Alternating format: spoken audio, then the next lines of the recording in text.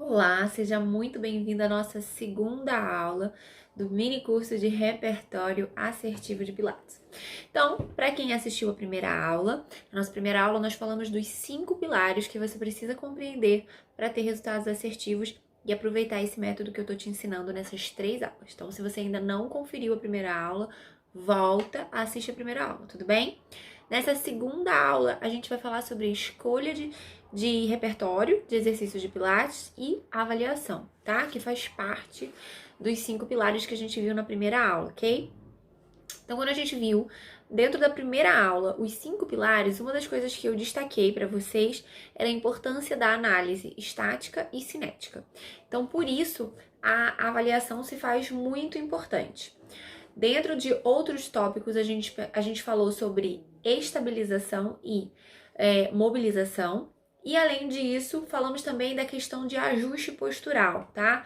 Entrando um pouco em grama motor, drives neurais, desenvolvimento motor infantil, tá? Então, tudo que é mais fácil, lembra da tríade que a gente falou que era muito importante para que o movimento se tornasse funcional e você tivesse melhores resultados.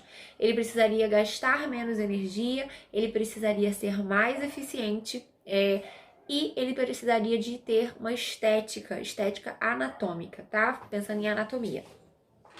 Então, tudo bem. Só para dar uma breve recapitulada da primeira aula.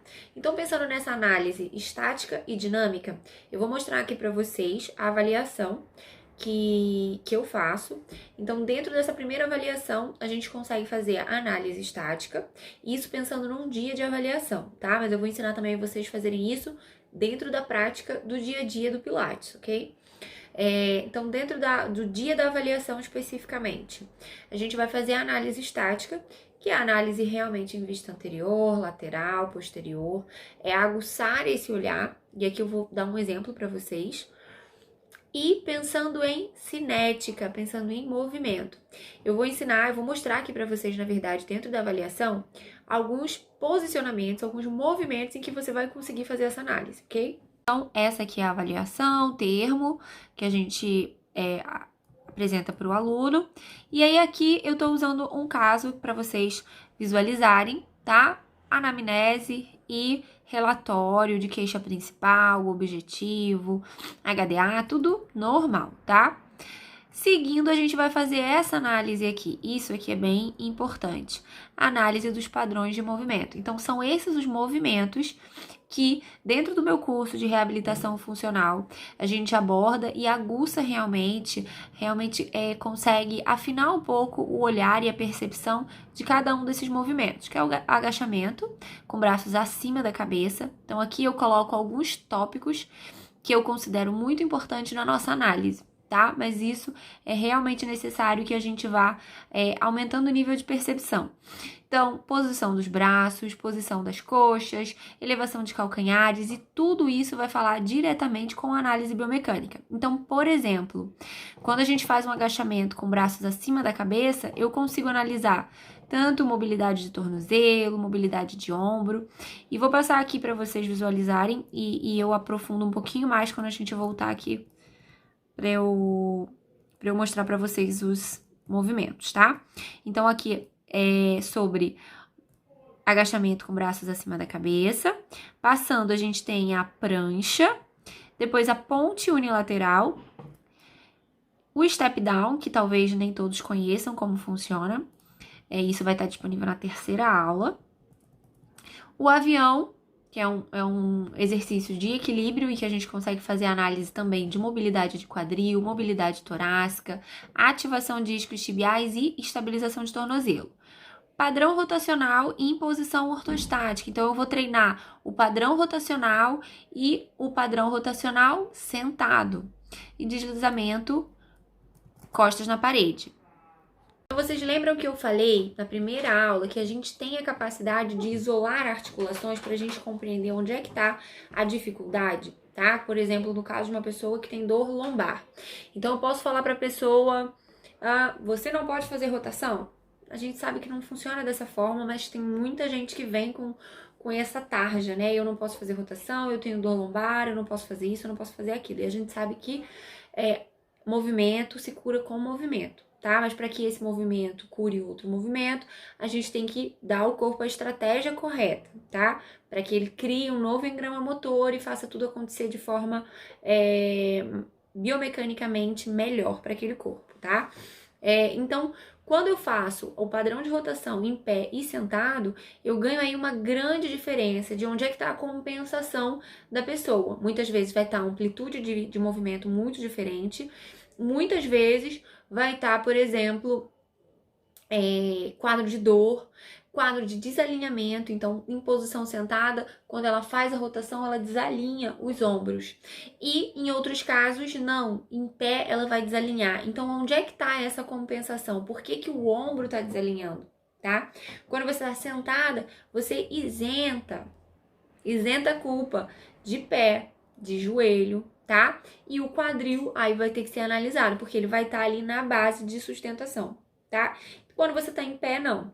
Então, ou seja, se existe uma alteração ou quadro de dor quando a pessoa tá sentada, mas não existe quando ela está de pé, eu tô dizendo aí que provavelmente essa compensação que o corpo dela faz para não sentir dor e vai desalinhando o corpo dela, vai estar no joelho ou no pé, tá? Então eu já ganho aí uma facilidade. É por isso que eu tô falando que esse método, pra gente analisar e avaliar, é muito bom, porque facilita, a gente ganha tempo e a gente tem resultados assertivos mais rápido, tá? Muitas vezes a gente consegue, mas demora, a gente tem que estudar, tem que avaliar, tem que reavaliar, até a gente conseguir achar a melhor abordagem. E dentro desse método, eu tenho vivenciado isso, tenho utilizado isso e sempre tenho resultados muito positivos, tá? Não existe receita de bolo, não existe a técnica perfeita. Cada um vai ter uma abordagem diferenciada, um olhar diferenciado. Então, não tem a fórmula mágica. Isso não existe. Mas que o meu resultado tem sido muito positivo utilizando esse método de avaliação, isso aí com certeza, tá bom? E eu espero que eu ajude muito vocês nesse processo. Mas vamos continuar então, como eu falei pra vocês, falando de agachamento com braços acima da cabeça, que eu acho que é um movimento que é mais fácil de vocês visualizarem aí. Lembrando que na terceira aula vocês vão ter acesso a alguns movimentos que eu utilizo no meu curso de reabilitação funcional presencial, tá bom? Mas então aqui vou falar pra vocês sobre o braços acima da cabeça, agachamento com braços acima da cabeça, ok? Vou ler aqui pra vocês o que tá na descrição e quais são os pontos chaves que eu coloco para facilitar a dinâmica durante a avaliação. O que eu vou observar? Posição vertical dos braços acima da cabeça, então, ou seja, o braço ele consegue ficar alinhado aqui, próximo à linha do braço. O que eu tô avaliando aí? Mobilidade de ombro? Não somente, tá? Eu tô avaliando também estabilização escapular e eu vou avaliar também mobilidade de torácica. Lembra que eu falei que se a gente for analisar articulação por articulação, cada articulação tem uma função primordial, uma função que, fazendo análise de engrama motor, de desenvolvimento motor infantil, eu vou ter mais necessidade. E a torácica, por exemplo, é uma articulação que precisa de mobilidade. Porque se ela não tem mobilidade, quem vai ter que fazer a mobilização, quem vai ter que fazer o movimento é a lombar. E a lombar, se a gente for parar para pensar na estrutura, tem uma aula só sobre isso, é um tema bastante extenso. A lombar, ela anatomicamente, né, ela foi feita de forma robusta, porque na região da lombar a gente tem ali as nossas vísceras, a gente tem ligamentos extremamente tensos ali para sustentação, as vértebras, elas são robustas. Então, por que tudo isso? E a gente quer tanto mobilizar a lombar, tá? A lombar, ela vai se mexer, não é que não possa se mexer, não tô falando isso. Mas a função principal dela aqui é estabilizar, proteger nossos órgãos e vísceras, proteger a nossa coluna de uma forma geral e permitir com que a gente faça movimentos funcionais com ela estabilizando o nosso corpo. Então, a função principal da lombar, na maioria dos casos, cada caso a gente vai ter que avaliar o que vai ser mais treinado com cada pessoa, mas ela vai ter a função principal de estabilização. E a torácica, por contrapartida, que vai fazer todas essas rotações, todas essas mobilizações que a gente tem, tá bom? Quem quiser também depois saber mais sobre toda essa aula que eu tenho falando só sobre coluna lombar, tá no meu Instagram, ela tá disponível lá no IGTV, é uma aula só sobre isso, ok? Beleza, então vamos seguindo aqui. E aí, falando de agachamento com o braço acima da cabeça ainda, eu só falei desse movimento aqui, tá? O agachamento vai acontecer com o braço acima da cabeça. Então, dentro do agachamento, eu posso analisar também se as coxas alcançam a linha do horizonte. É assim que tá descrito na planilha. Ah, e essa planilha eu vou disponibilizar para vocês aqui no link aqui embaixo, tá bom? Então, para vocês terem acesso a essa planilha, poderem testar e utilizar. Mas cuidado, porque a planilha sozinha ela não vai funcionar, tá? É importante que vocês tenham esse olhar e que vocês se aprofundem no conhecimento antes de utilizar a planilha de forma aleatória. Então, compreendam bem a planilha antes de colocar isso em prática com o paciente de vocês, tá bom? Vamos lá. Então, pensando em coxas na linha do horizonte, eu tô falando em coxas paralelas com o chão, poderia ser utilizado dessa forma, ok? Então, o que eu tô analisando ali? Posso estar analisando questão de força muscular, claro, mas eu vou estar analisando também a posição de pelve neutra em retroversão e antiversão.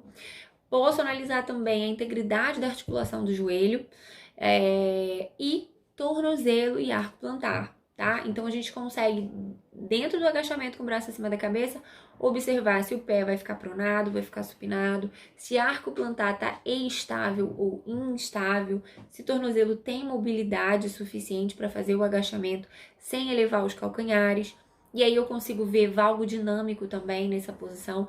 Então, olha que fantástico, em uma posição você fazer análise de várias articulações simultaneamente, tá?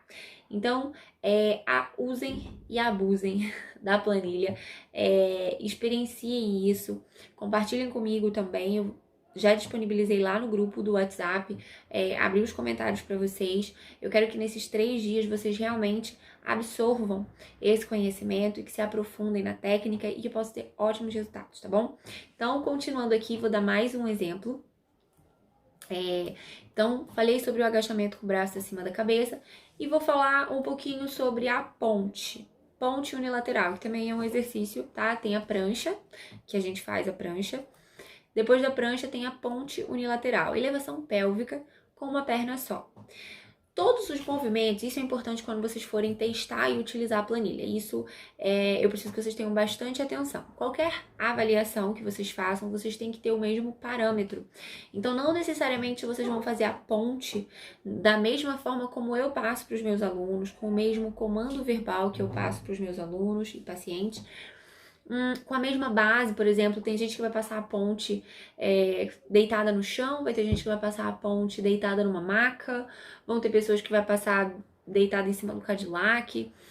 Então, tentem se atentar para utilizar o mesmo recurso que vocês utilizaram para fazer a ponte na primeira avaliação, vocês utilizem depois para reavaliar, seja durante a aula, durante o atendimento ou durante o dia da avaliação propriamente dito, tá bom? Porque isso é importante e altera a base, altera a percepção, altera o ambiente. Então, tudo isso tem interferência sim para a gente analisar resultados, tá bom? Então, continuando pensando na ponte. O que eu posso analisar dentro da ponte? Aqui na planilha, na ponte, a gente vai ver queda e rotação pélvica. Então, ou seja, se ele tem mais capacidade de extensão, pensando em força muscular e em alongamento de pessoas, a gente pode ver como é que está a extensão desse quadril, tá? E força de isquiotibiais para elevar a pelve, ok? Então, ponte unilateral, decúbito dorsal, elevação pélvica com uma perna só. A outra perna fica esticadinha, tá? Eu sempre tento alinhar coxa com coxa, perna esticada, ok? Então, primeira análise, eu vou avaliar a diferença de uma base para outra. Isso aí, a gente precisa de cara perceber. É mais difícil com a base direita? É mais fácil? Tem mais força? Tem menos força? Ou é menos alongamento de pessoas que tá impedindo dela subir? Tá? Então, existe tudo isso. Além disso, existe a força da lombar também e existe a mobilidade torácica, que é um pouquinho menos, mas também interfere, tá? Se a torácica estiver muito em bloco ali, é muito difícil de dissociar realmente a coluna para fazer essa elevação pélvica, ok? Eu não analiso aqui, dentro da ponte, por exemplo, tem gente que utiliza, né, quando vai fazer a ponte, por exemplo, nos exercícios de pilates, aí fala assim, eleva o quadril, vem vértebra por vértebra elevando. Eu, particularmente, não costumo utilizar esse termo. Não tô falando que é certo nem errado, que você deve ou que você não deve fazer. Se você julgar que é importante para o seu paciente, é você que conhece o seu paciente. Então, se você julgar que é importante e tudo bem. Mas essa mobilização vértebra por vértebra estimula a mobilização da lombar, que nem sempre vai ser tão importante pra gente, tá? Muito pelo contrário, como eu falei pra vocês, a lombar ela é de estabilização. Então sim, ela pode vir bem robusta, desde que a pelve tenha mobilidade. Então sim, elevar o pubis para subida, acho interessante, na maioria dos casos, tá? Elevação do pubis primeiro e depois da coluna, ótimo, ok. Agora, elevar o quadril e subir vértebra por vértebra, eu sei que ninguém tem a capacidade de subir vértebra por vértebra fazendo essa percepção, mas essa ideia do ir subindo a coluna dessa forma tão de mobilização, nem sempre vai se fazer necessário, tá bom? A não ser que realmente a pessoa tenha ali muita tensão, muito encurtamento e você queira realmente ali mobilizar as estruturas que estão em volta para liberar um pouquinho de espaço, tá bom? Então, beleza. Dentro da ponte ainda, tô olhando aqui pra gente seguindo por a planilha e facilitar também quando vocês estiverem olhando, ok? Dentro da ponte, eu vou olhar se teve a extensão total do quadril e se teve ativação de glúteos e isquios. Às vezes é muito comum a pessoa falar, ai, deu cãibra aqui nos isquios, né? A pessoa não fala isquios, mas aponta atrás da coxa. E é legal a gente ter essa percepção também, porque muitas vezes isso é por uma fraqueza do glúteo. Então, por que os isquios estão tão sobrecarregados ali? Porque tá tendo fraqueza do glúteo que não tá ajudando nessa elevação pélvica. Tudo bem? Então, seguindo aqui, a gente tem outros exercícios e aí vou falar um pouquinho sobre o padrão rotacional e vou deixar os outros aqui de curiosidade para vocês, mas a gente vai trocando, tá? Eu quero continuar fazendo isso dentro do grupo, então com certeza vocês vão estar sempre recebendo esse material. Então, tudo que vocês observarem aqui na aula, que vocês ficarem na dúvida, falar, eu vi que tem lá o exercício tal, não sei como é que faz, manda lá no grupo e aí a gente vai trocando essas informações, tá bom? Então, vamos lá. Continuando aqui, padrão rotacional. O que eu falei para vocês? O padrão rotacional, a gente vai avaliar ele em posição ortostática, de pé e sentado. Quando a gente vai fazer, eu costumo utilizar um bastão para a gente fazer esse padrão rotacional. Se você não tiver um bastão de base, você pode fazer com os braços cruzados à frente, tá? Eu gosto de fazer aqui porque aí a gente já analisa também alongamento de peitoral, mobilidade de torácica e estabilização escapular. Ok? Então, eu gosto realmente de fazer com um bastão atrás das costas e fazer essa ativação, ok? Então, a gente vai fazer a rotação e vai primeiro comparativo de amplitude de movimento. Em pé, ele conseguiu fazer mais rotação ou menos? Sentado, mais ou menos? Teve dor, não teve dor? Sempre uma coisa que é importante quando vocês estiverem fazendo essa análise. Sempre que o paciente tiver dor, então não pode ser considerada ali a alteração. Por quê? É um posicionamento para alívio da dor. Então, a gente tem que ter cuidado de analisar o que é estou me protegendo para não sentir dor, ele tem esse padrão funcional. Esse é o padrão de movimento dele, que não funciona dessa forma, tá? Então, a primeira análise comparativa, em pé e sentado. Teve dor, não teve, amplitude de movimento, desconforto. De um lado para o outro, também a mesma análise. Diferença de amplitude de movimento, teve percepção de dor, não teve, enfim. Então, isso vai ser a análise. O que tem aqui descrito na planilha, que tá aqui no link da descrição do vídeo, alinhamento dos ombros, tirou os pés do chão ou não, flexão da coluna, desvio pélvico e dor, tá? Isso em posição de pé. Por quê? Parece que, mas nossa, vai levantar o pé? Levanta. Sentado, mais comum ainda, tá? Então, a gente vai fazendo a compensação, o pé vai pronando ou supinando, dependendo do lado e dependendo da compensação que a pessoa faça. Então, deve ser observado, tá? É importante que seja realmente observado.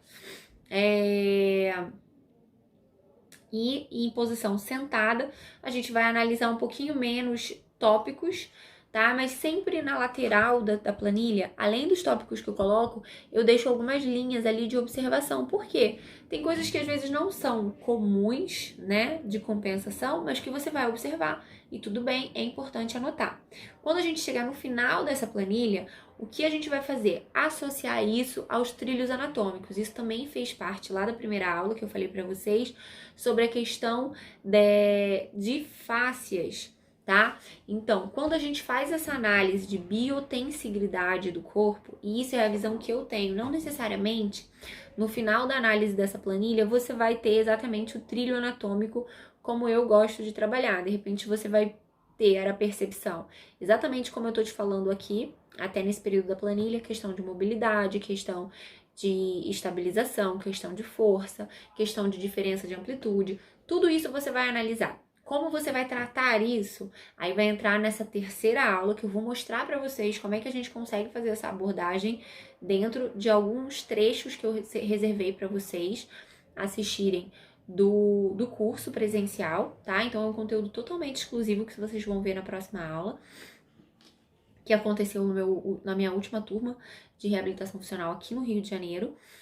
E vocês vão conseguir ter esse olhar aguçado de adaptar a forma de trabalho de vocês, tá bom? Então, se vocês trabalham com pilates, mas não trabalham com a linha de fáscias, talvez vocês tenham um pouco mais de dificuldade de associar com os trilhos anatômicos, mas eu vou mostrar pra vocês, tá?